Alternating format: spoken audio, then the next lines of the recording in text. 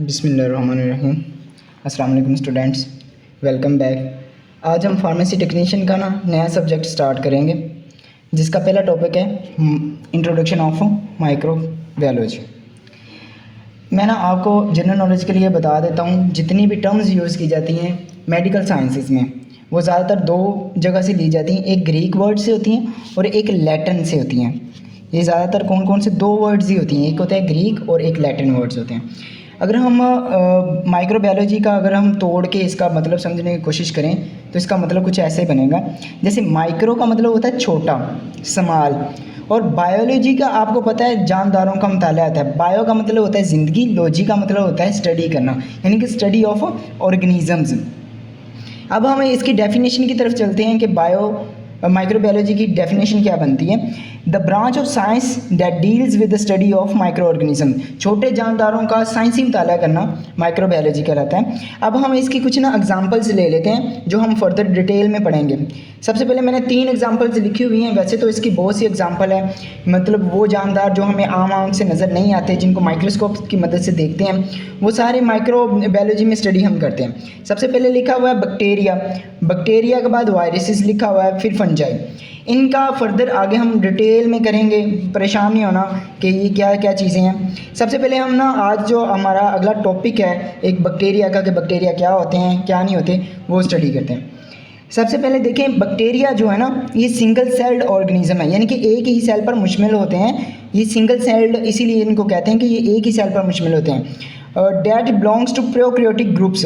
Prokaryotes वो होती हैं जिनमें जो न्यूक्लियस होता है वो मेम्ब्रेन से घिरा हुआ नहीं होता, यानी कि लैग मेम्ब्रेन बॉन्डेड न्यूक्लियस होता है। देखो, अगर मैं आपको यहाँ पे समझाने की कोशिश करूँ, ये देखो, ये है सेल, ये फ़र्ज़ करें ये एक सेल है, इसके अंदर ये न्यूक्लियस मटेरियल पड़ा होता है जो जेनेटिक मटेरियल होता है, लेकिन इसके गिर्द जो है कोई भी मेम्ब्रेन नहीं होती, इसके गिर्द कोई भी मेम्ब्रेन नहीं होती। जिसके गिर्द मेम्ब्रेन नहीं होती उनको प्रोकैरियोट्स कहते हैं, और जिनके गिर्द मेम्ब्रेन होती है उनको हम यूकैरियोट्स कहते हैं।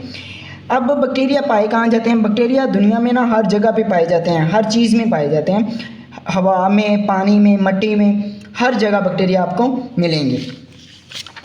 अब आगे चलते हैं, इसका एक स्ट्रक्चर देखते हैं कि बैक्टीरिया का स्ट्रक्चर कैसा होता है। मेरे भाई ये स्ट्रक्चर बहुत ज़्यादा इंपॉर्टेंट है बैक्टीरिया के हवाले से। जिस बंदे ने ये स्ट्रक्चर बना लिया 5 नंबर में से 2 नंबर उसके मस्ट हैं, मतलब और कुछ भी नहीं इसने लिखा, जस्ट उसने ये स्ट्रक्चर ड्रा कर दिया, उसके 5 में से 2 नंबर तो मस्ट हैं। देखें, ये एक कैप्सूल लाइक स्ट्रक्चर होता है। देखो, कैप्सूल ऐसे ही होते हैं लंबे से जिन चीज़ें जो होती हैं वो कैप्सूल होती हैं। बैक्टीरिया भी इसी तरह का ही होता है, एक कैप्सूल लाइक स्ट्रक्चर होता है। और इसके 3 आपने मेम्ब्रेन्स बना देनी, एक आउटर मेम्ब्रेन बना देनी है, फिर इनर मेम्ब्रेन बना देनी है, फिर उसके इनर बना देनी। जो फुल अंदर वाली होगी उसको हम साइटोप्लाज्मिक मेम्ब्रेन कहते हैं, क्योंकि ये साइटोप्लाज्म के साथ मिली हुई होती है, ये हमारा साइटोप्लाज्म है, ठीक है। इसके बाद ये जो ये प्लाज्मिड्स होते हैं, गोल गोल से स्ट्रक्चर होते हैं जो कि प्लाज्मिड्स कहलाते हैं, वो होते हैं। इसके बाद पिलाई क्या होते हैं? ये वाइब्रेट करते हैं चीज़ों को, यानी कि इसको आगे पीछे हरकत करने के लिए। और इसके बाद आ जाते हैं गोल्जी बॉडीज़ होती हैं। फ्लैजेला जो होते हैं ये इसको मूवमेंट में हेल्प करता है। ये इसमें ऐसे जैसे वो कोई चीज़ वाइब्रेट कर रही होती है जैसे आपने देखा होगा मछली जब वाइब्रेट करती है तो वो आगे इस तरफ हरकत करती है। तो ये जो बैक्टीरिया होते हैं ये भी जब फ्लैजेला हरकत करता है तो ये आगे की तरफ हरकत करते हैं। तो ये जो अंदर वाली जो चीज़ होगी, ये सारी जो मैंने कोई फिल नहीं की हुई, ये सारा साइटोप्लाज्म है। और इसके अंदर ये राइबोसोम्स होते हैं। राइबोसोम जो प्रोटीन्स बनाते हैं, ये राइबोसोम्स होते हैं, दागानुमा साख्तें इसके अंदर प्रेजेंट होती हैं। और इसके बाद ये जो जेनेटिक मटेरियल मैंने रखा हुआ है, ये सारा जेनेटिक मटेरियल है, जिसको हम न्यूक्लियस का नाम देते हैं। न्यूक्लियस के अंदर क्या होता है? जेनेटिक मटेरियल होता है, DNA होता है, RNA होता है, ठीक है, यानी कि DNA और RNA हमारा न्यूक्लियस मटेरियल होता है। और ये बाहर वाली जो होती है वॉल, इसको हम कहते हैं सेल वॉल। ये ऐसे ही आपने ड्रा करना है और ऐसे ही इसको लेबल करना है। इसके 2 नंबर तो मस्ट आपको मिलेंगे। अब हम इस स्ट्रक्चर को थोड़ा सा हम पढ़ लेते हैं कि स्ट्रक्चर में होता क्या है। ज़्यादा डिटेल में जाने की कोई ज़रूरत नहीं है, बस 2-4 पॉइंट लिखने हैं। जैसे कि सेल वॉल है, सेल वॉल पेप्टाइडोग्लाइकेन की बनी होती है। सेल वॉल किसकी बनी होती है, पेप्टाइडोग्लाइकिन। अब वो पेप्टाइडोग्लाइकिन क्या होते हैं, ये पॉलीसेकेराइड्स होते हैं, बस ज़्यादा इसकी डिटेल में भी नहीं आपने जाना।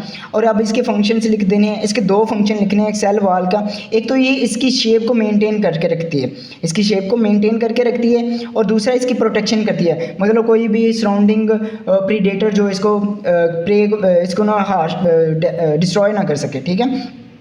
अब हम ना बैक्टीरिया की शेप्स का एक पॉइंट ले लेते हैं। देखो शेप्स, बैक्टीरिया की शेप्स बहुत तरह की होती हैं, जैसे कि जो हमारे सिलेबस का हिस्सा है हमने वो पढ़नी है। कोकाई होती हैं, बेसिलाई होती हैं और स्पाइरेला होती हैं। कोकाई जो होती हैं वो स्पाइरल शेप होती हैं, और जो होती हैं बेसिलाई ये रॉड शेप होती हैं, और स्पाइरेला जो होती है स्पाइरल होती हैं, इनकी स्प्रिंग शेप्ड होती हैं।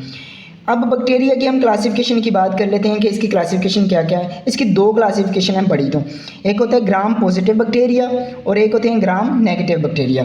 अब ग्राम पॉजिटिव बैक्टीरिया क्या होते हैं और ग्राम नेगेटिव बैक्टीरिया क्या होते हैं, ये भी मैं आपको बता देता हूँ।